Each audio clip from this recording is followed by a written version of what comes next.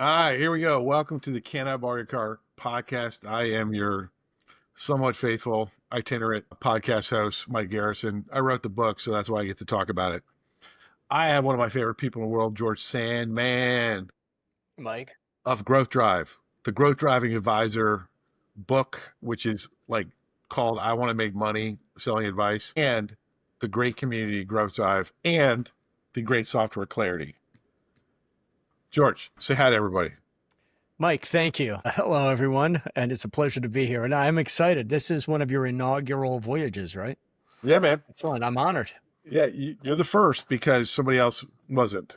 I'll be the second.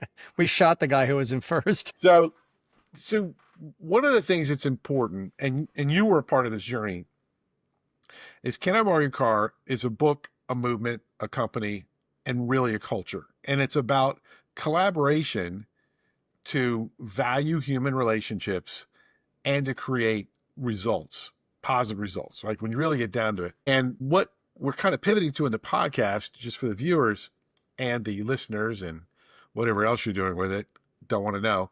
What we're pivoting to is this. How are you doing collaboration? Where's it breaking down? Where is it working really well? How can we collaborate better? Because that's how we beat AI. Like that's, as human beings, our advantage is experiential learning, right? And collaboration. That's where we win. So, George, tell us a little bit about Growth Drive, who your clients are. What does your business look like today?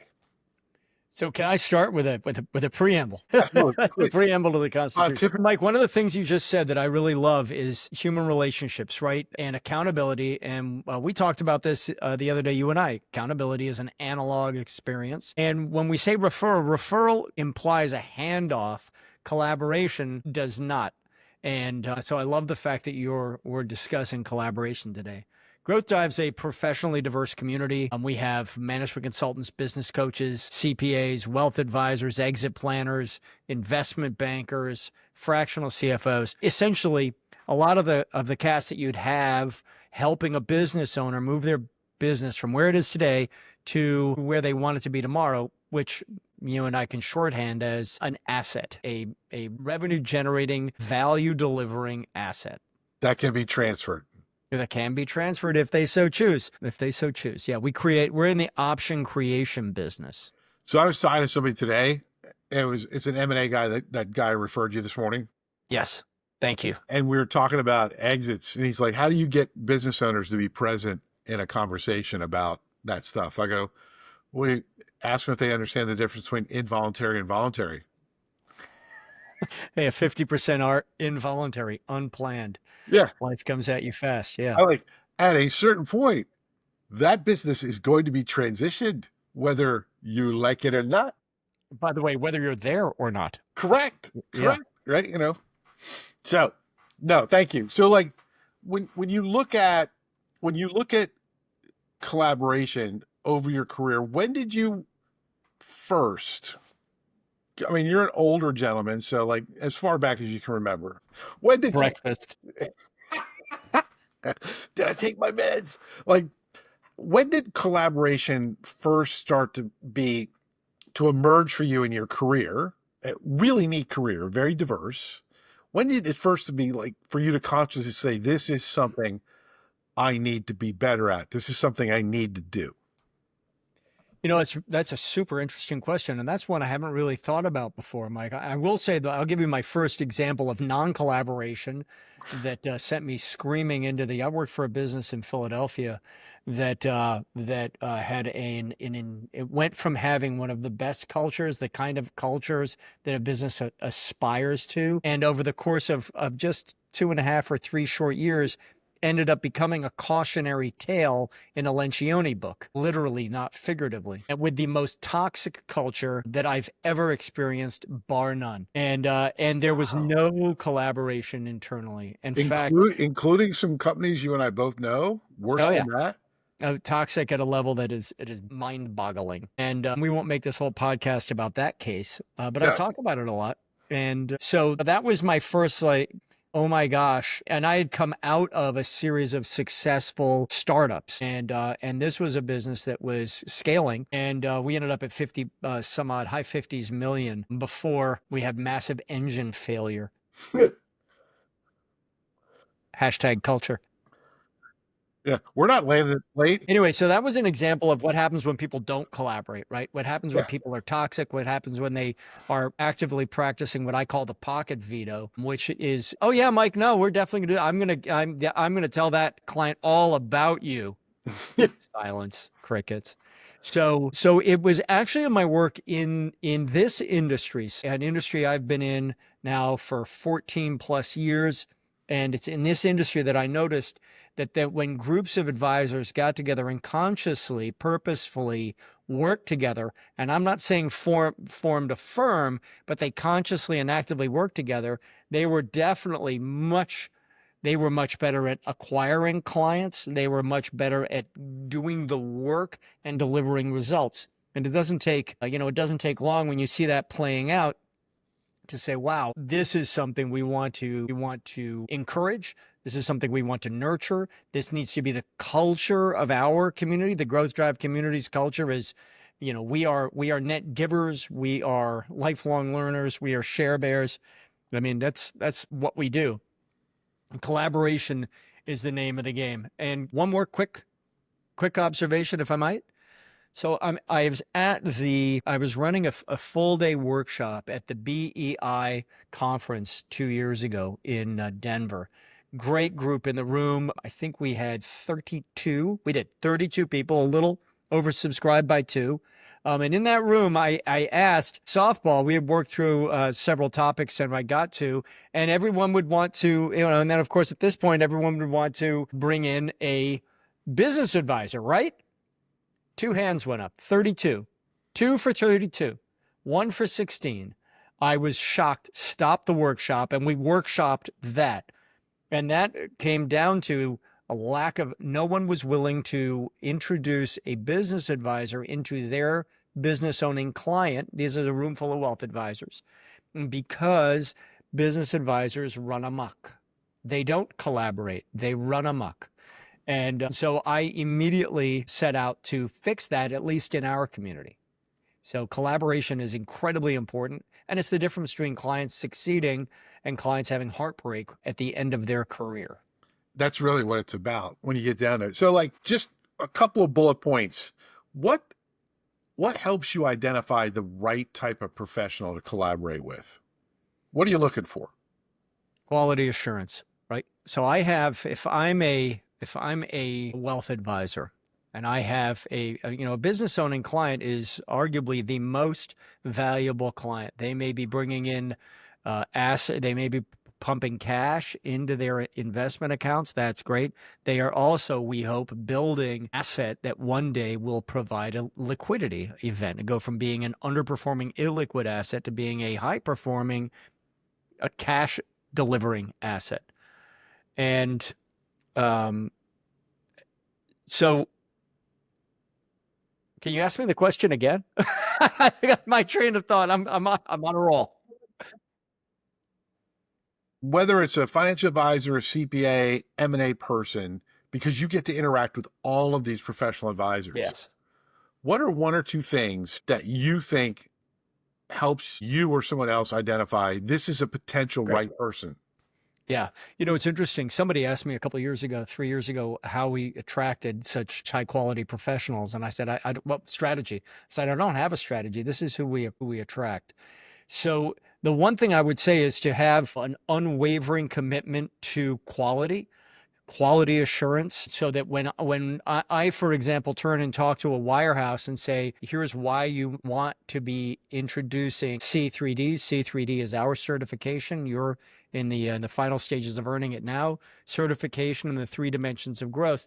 When you introduce a person who has 30 years plus experience, that's who Growth Drive tends to attract, and you understand the methodology, the process, you understand in broad terms the types of deliverables, what it will be included in those deliverables, then you are starting to protect your own brand, wirehouse, from the vagaries, the wild west that is taking place right now. And when I explain that to just gentlemen, the husband and wife team joined the community this morning, very, very high quality, exactly our kind of person. And they think that they have found a home. And I'm excited. It's that exact fact that we respect the quality that they represent and that we are going to help them communicate that quality to the market that makes a huge difference. Cool. Looking back on your career, can you think of a particular time where, because of collaboration, you were able to win a new client? Heck yes. Lots. Especially, I'll give a big answer and then we'll zero in on a case. So we are blessed to get a lot of our new customers, new members of this community by referral, by introduction, warm introductions, right?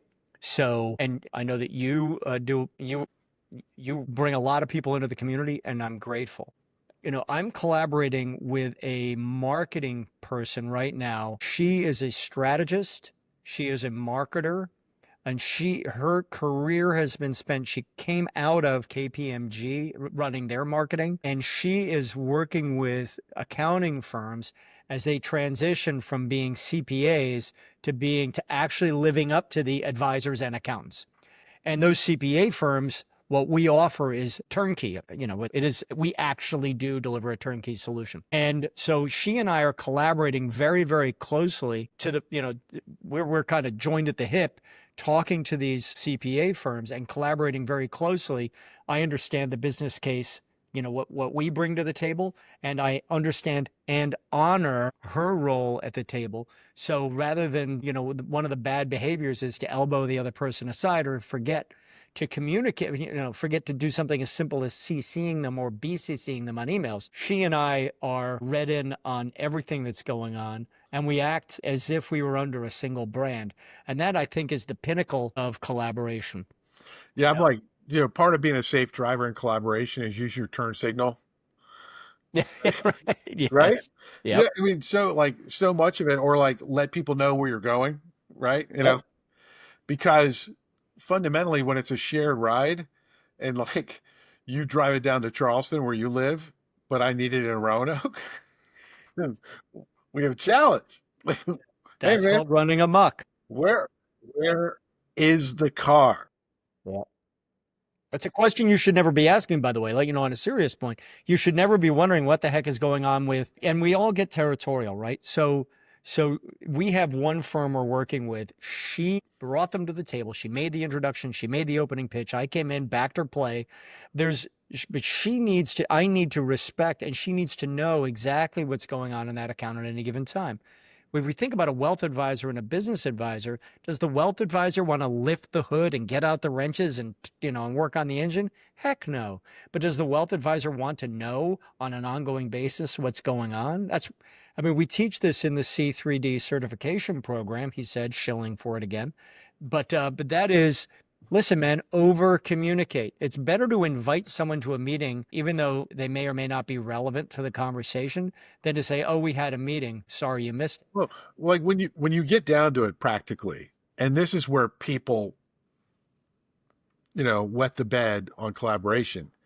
They don't understand that every communication is either increasing marketing effectiveness or decreasing it. Yes. Right. And so follow up, which is, shameless shill, can I borrow your car, is really about being a safe driver and this over communication, which is why we get along so well. Follow up isn't just CYA, where you're trying to make sure the person isn't wrecking the car. It's also a relationship building tactic, top of mind, best practices, all these things with not only the person you're referring to your client, but more importantly to your client. You're reinforcing that if something goes wrong, you were involved in trying to help. So the possibility of catastrophic loss goes way down, right? I always say that the worst thing in the world is to sit in for a client review. You know me, I specialize in working with financial services firms and have an emerging zone with value advisor kind of people. But there's nothing worse than sitting down for a quarterly review and say, oh, by the way, George, how did it go with that painter? And you're like, we're in small claims court. Yeah. That's when you know that you've got a high degree of trust in your client, retroactively gone. And so that just keys into what you're saying. Well, and what, you know, something that plays out through these, Mike, I'm sorry, I didn't mean to interrupt. No, keep going, because I want to keep going down this. How often do you communicate? How do you think about it? Because that's important. Let's talk about why wealth advisors get involved in exit planning. Let's get zero in on a use case, on a market case. So I'm a wealth advisor. I've gotten involved in exit planning. I've earned my credential. I'm excited about it because I want to fundamentally increase my reach and relevance with this very important subset of my clients. And ideally, I want to disrupt relationships where business advisors are working with one of my competitors. Great. I want to increase. And more importantly, I want the exit value. Exactly. I want to, but now, well, that's what you anticipated where I'm going. I want to increase my reach and relevance. Now, do I want to be relevant in one conversation, or do I want to be relevant as this business moves from where it is today to where it needs to be tomorrow? Do I want to be in the room? Do I want to understand exactly what's going on every phase? And do I want my client, the business owner, and that's how I'm going to view the world, right? My client, the business owner, my client, Bob Smith, to know that I am here and that I care. And even though I'm not doing the heavy lifting, I am godfathering this thing, if you'll pardon the term. I've got eyes on. I've got Overwatch, and I'm checking in. Now, if I don't have the information from the growth advisor, if I don't know what's going on, you know, calling your client and saying, "Hey, I see that Mike has really moved you guys. You know, you've increased your capacity in the first dimension, and he tells me the cash flow is stabilized. How are you feeling about it? Where do you think you want to go next?" Mike tells me that you're going to move into, you know, generating some growth. You have an exciting program. That's one thing. The other approach, the terrible approach, is, "Hey, Bob, so how's it going with Mike?" Yeah. Hello. Don't you know? You know, how relevant am I then? If I'm saying, how does it, you know, so be relevant. And collaboration implies that everyone is relevant. They may not be fully engaged at any given time, but they are relevant throughout the entire process. So this is not a pre-stage question, but it's something you and I have talked about. And collaboration has many different forms. When you look at all the professional advisors, not just wealth advisors, but all the advisors, some of the collaboration is regulated. Like, you know, between an investment banker, financial advisor, client, there's going to be some regulated, you know, CPAs have bars and things of that nature, right? Other parts of the communication, other parts of the process, completely unregulated, straight out wild, wild west, and it's all about honor or lack of. How, from your perspective, how can you help make what I talk about in Can I Borrow Your Car and what you talk about in the Growth Driving Advisor, which is this responsibility for a duty of care for the client? Yeah. And communication is woven through both of our books, both our methodologies, and quite frankly, our obsessive compulsive natures. Yep. Right. Agreed. So how, give it your best shot off the cuff, kind of an encouragement for advisors to start having more explicit conversations about expectations in the communication process, like rules of the road, because that's an opportunity, but it's also, it can be scary. It can be scary to maybe the first time out of the gate with a collaborator that you're very excited about working with potentially, to kind of bring in the bad news of this is how I want it to go. Well, if, you know, let's start at, Mike, if I say to Take you that this, where you will. Take that where you if I say to, well, the first place my brain went was, my gosh, wait, I mean, let's look at pick a firm, a law firm, a CPA firm. You're not going to have collaboration internally, right? You have people getting all sorts of territorial, that's my client, you know, and that's a problem with their business model. Let's leave that alone. That's a cultural issue that they need to do. By the way, private equity has this much patience. I'm holding both of my fingers tightly together.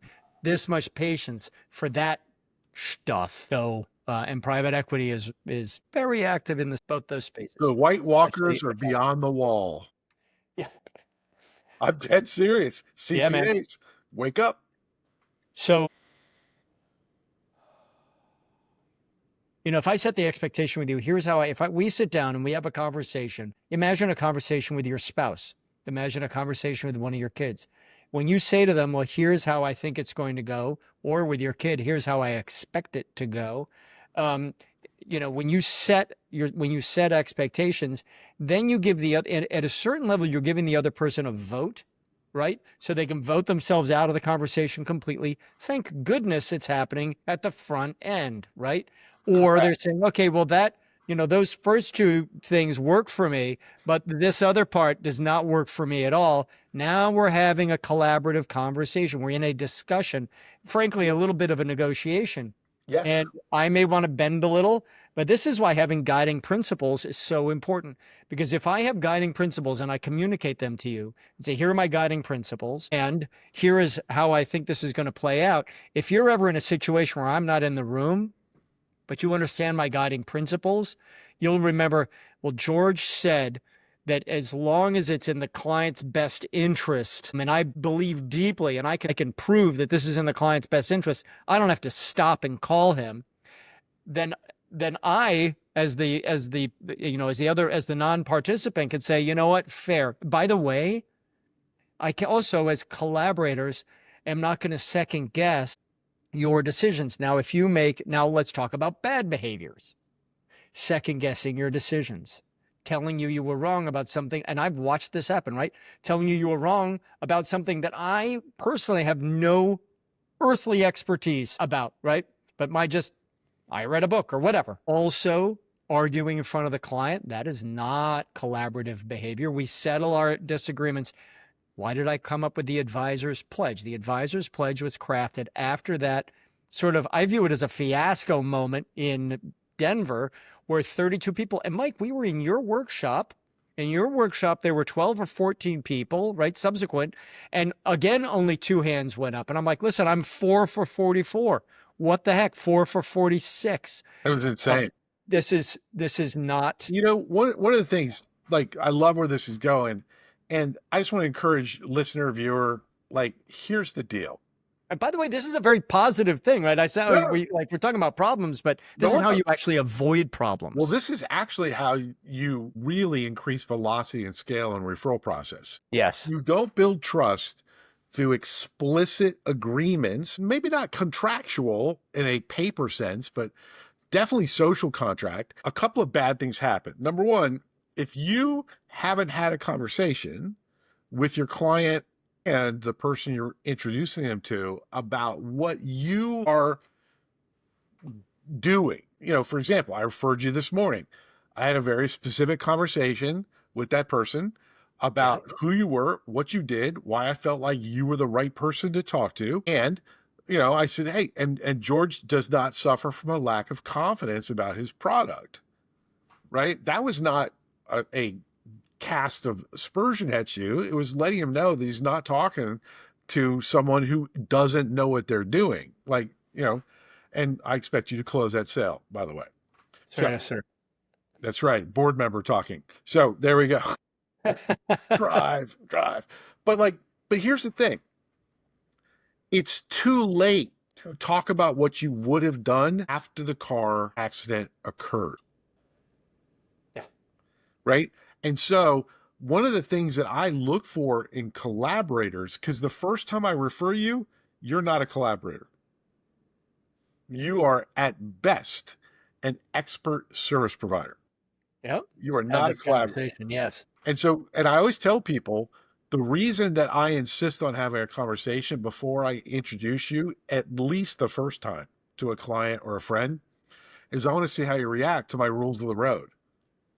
Right. And as you said, you get voted off the island very fast because in these conversations, it's rare, but man, like bad people sometimes will tell you they're bad people and you should listen. When someone tells you who they are, listen. Believe them. So believe them. Yeah. I will say things like, hey, no matter what, I want this client back. I don't want you to talk about this other stuff. I want you to be here, talk about that. If the client looks at all like it's sketchy, bail out. The few times, no, I mean, no, I handle my appointments my own way, and I'll let you know what happened. I'm like, thank you. No, No, you but won't, because nothing's going to happen. but I've noticed that if I try to have that conversation after they've talked to my client, it's not as effective. I can understand why. I'm not the interviewer, I'm the interviewee here, but Yeah, yeah, I can understand why. but like, so for example, this referral I gave you today Yes. took me 45 seconds. And that's because I don't know how many I've given you. It's been a few, right? But we've done enough referral introductions back. Yeah, yes, it's been a lot, and I don't have the number in front of me, but Yeah. I am grateful. Thank you. I used to keep track, and then it was like, well, we're doing good, so let's keep doing good. But when you look at it, I just to highlight what you said, I don't need to invest as much time because we built up insurance by collaborating on purpose and communicate, not over communicating, but communicating at a high level, which shows respect for whose ever car it is. And Yes. and like when you think about it, and we're gonna land the plane here in just a little bit. But when you're thinking about it, these conversations can definitely be awkward when one person's newer in their career trying to talk about rules of the road to someone who's really significant. You've done a lot of different stuff with people at some dramatically powerful positions. Yes. How could you encourage that newer advisor? I mean, they're credible. They've had a C3D, so they don't suck, right? But they're newer. They're trying to get confident. How could you encourage them about the power of professional setting of standards and the impact of that with high profile referral partners? Sure. And there's a reason that we send your book to every C3D student, right? The one of the paranoias that people have is, and not, this is one example, right? It's not endemic, but and they don't have imposter syndrome. They're like, yeah, but it's just me here. To which I answer, sure, it's just you here. But that doesn't mean you don't have the expertise or the right to be in the room, to be in the conversation. And Amen. one of our shorthands in the community is that we prove our value by delivering value. And if you can resist the urge to me too, look at me, shiny, shiny, and listen and listen, be thoughtful and deliver value, then anyone who's worth working with will recognize you for who you are. And they will say, hey man, hey George, I know that it's just you and a virtual assistant. That's cool. Listen, we have this one client and they're doing 53 million a year. And I really think, you made a couple of comments there. I'd love to discuss that case with you. Now that's very different than, I'm going to introduce you to all of our wealth advisors. By the way, I'd rather have that first case play out than that second. If you one targeted conversation in which you are brought in as a made person is insanely valuable. And when you get that opportunity, and you will, it's gold, right? This is your golden ticket. Do right, be super conscious of where you are, who brought you, and then obey the rules of the road. I mean, just be a good driver. Stay within your lane and don't, and this is advice, you didn't ask for it, but don't run amok. Don't Yes. run amok, right? Yeah. Project creep happens after they're a client. And if project creep starts to happen, don't be worried that your collaborator, the person who brought you in, is your what we call a strategic COI, right? This is someone you're going to work with on an ongoing basis. So don't worry that they're going to second guess you, because there should be enough trust that you say, hey man, I know. And when we're working with business owners, this happens all the time. So what happens? A client will disappear from where they said they were and reappear somewhere else. I just want to make this thing easier to run. I want to sell it tomorrow. Like, whoa, whoa, whoa, whoa. We were just improving the quality of your life and getting some of this work off your desk, and now you just want to dump the whole asset. Yes, well, it happens. That happens. In that moment, you have a decision to make. And there's only one decision. I'd be happy to have that conversation, and we need to get Mike back here in the room because I know that you have an entire wealth plan, and I want to make sure that I will help you with whatever you need. Caveat, but I will, I hear you, and we need to have Mike so that we can together make an informed decision about the best path forward for you. Yeah, the only time you don't have time is when they have a pen and a piece of paper and they're signing a contract. Like, I mean, so you usually have more time than you think about. The flip side of this whole conversation that I want to highlight a little bit, because it was gratifying to see me teach it decades ago, see young people apply it, that when you've got younger people, even a younger financial advisor with a 30, 40-year veteran CPA or attorney, like there's usually a power dynamic going on there, and not just income, but also breadth. More often than not, as long as you're not arrogant, right? The more senior professional is really going to be interested in how you communicate about your process, how you want things to occur. And it's especially gratifying when you're involved in one of those big time referral giving moments where you're the younger person, less powerful person giving to somebody more powerful. When you say, hey, and this is exactly what I would like to have happen. Is that okay? And that senior person goes, wow, that is absolutely okay. And I would like to schedule another meeting because, believe it or not, I've got people that have been in this business as long as I have that do what you do that have never thought enough about their clients to take this kind of care.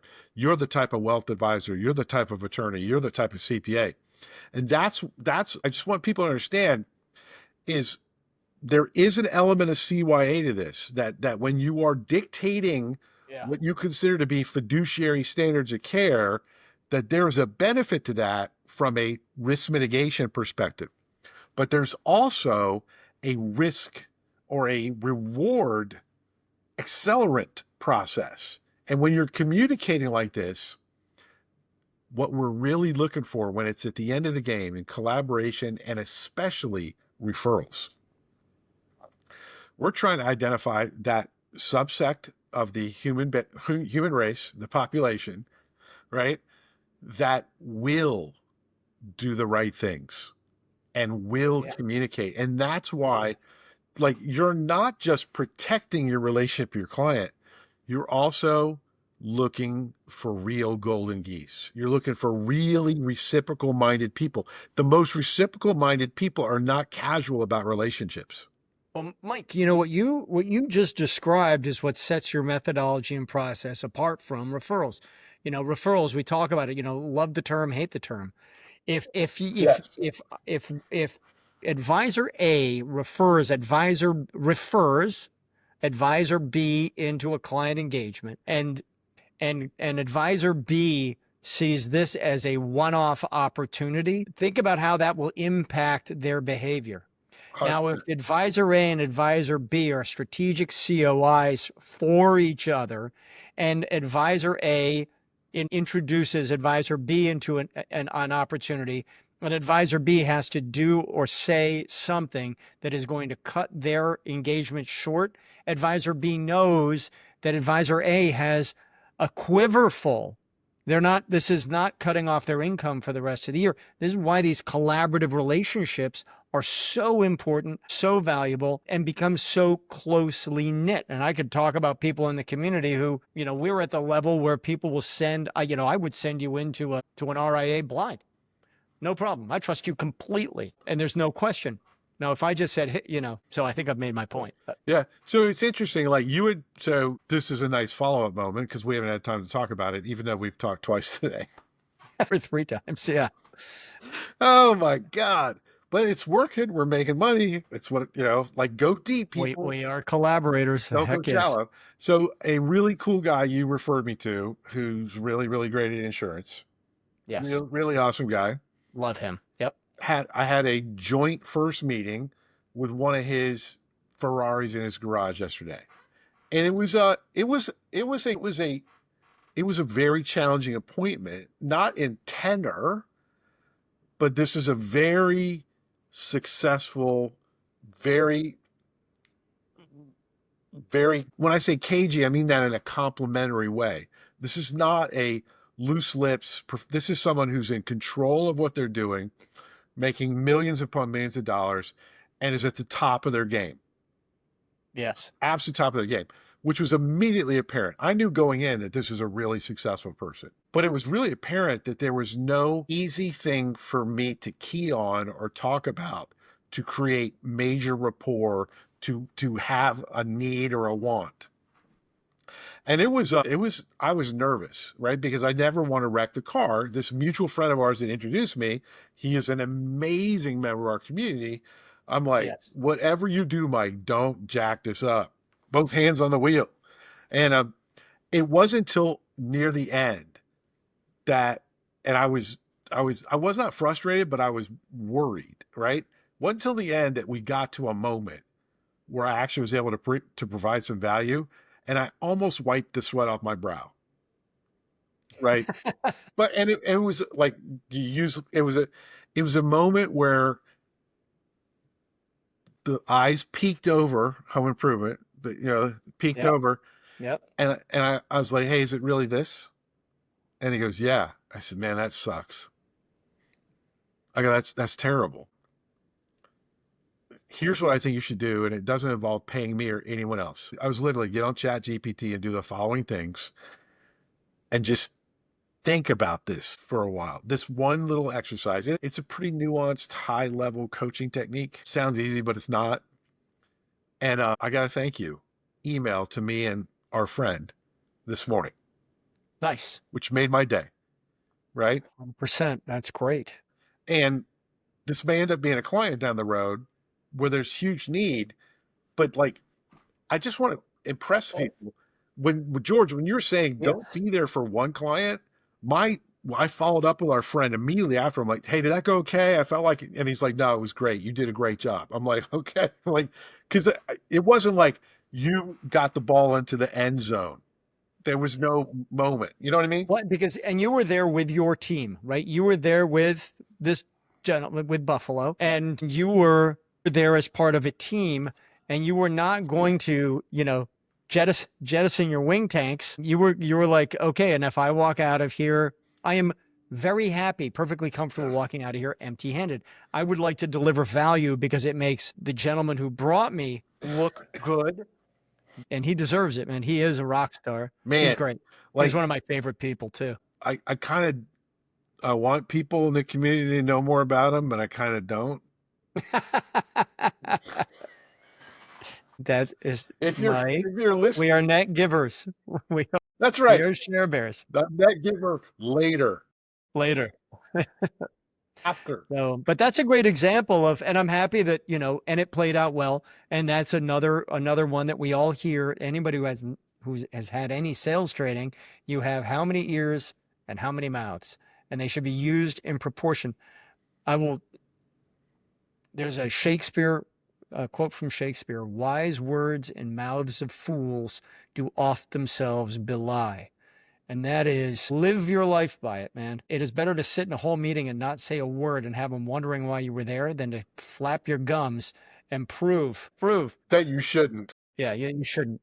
Yeah, but collaboration is a lot of things, but fundamentally it's a commitment to each other, and the fact that and you are, in all likelihood, going to end up introducing this other gentleman to. In fact, I have I've referred him to 4 people in the last 2 weeks. There you go. Yeah. I mean, he's that good. He is that good. Yeah. Like, basically when you meet the right collaborator, they become part of your sales process. Yes. And what you do is you design prospect interactions so you can introduce them in your sales process so you Yes. can introduce your collaborators. Yes. Yep. Yeah, that's master level, and that's the fun stuff where you know that by introducing somebody else and stepping back out of your transactional process, like kind of shelving your project in favor of somebody else, you know that you're going to get it right back. Yes. Yeah, we used to call it hot potato. We played it all the time in BNI groups. And the record was like I used to say, like, hey, if we do this well, if we do it well, which means we don't have dirt bags, if we do this well, how many different people can work with this one client? Right. And our record was like 37 members of the chapter ended up working with uh, that one client ended up working with 37 different members of the chapter over like a 3-year period. Wow. It was insane. That is insane. But that also was a chapter where the average seat, it's a 50-person chapter, net, this is one of my groups that I ran, the net value, not gross, net in pocket of a seat in that 50-person chapter was $30K in pocket in the early 2000s per year. Nice. That's when a referral group makes sense. Yeah. Yeah, absolutely. Rarely. Well, we that's funny. This is an entire community built on collaboration. Yes. We live it every day. We live it in the coffee klatch.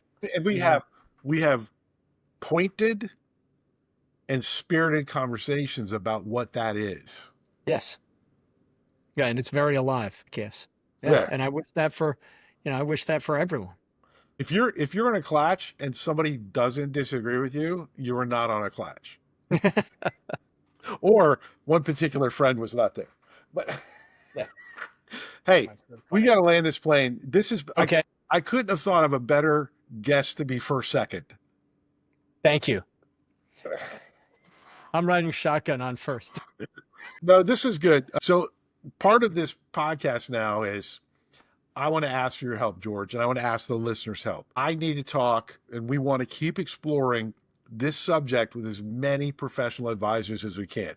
So, George, if you would be willing, because we love referrals, if you'd be willing to think of and then introduce the concept of being on this podcast to a couple people that you think other people need to find out about, that they've got something to share, I'd be honored.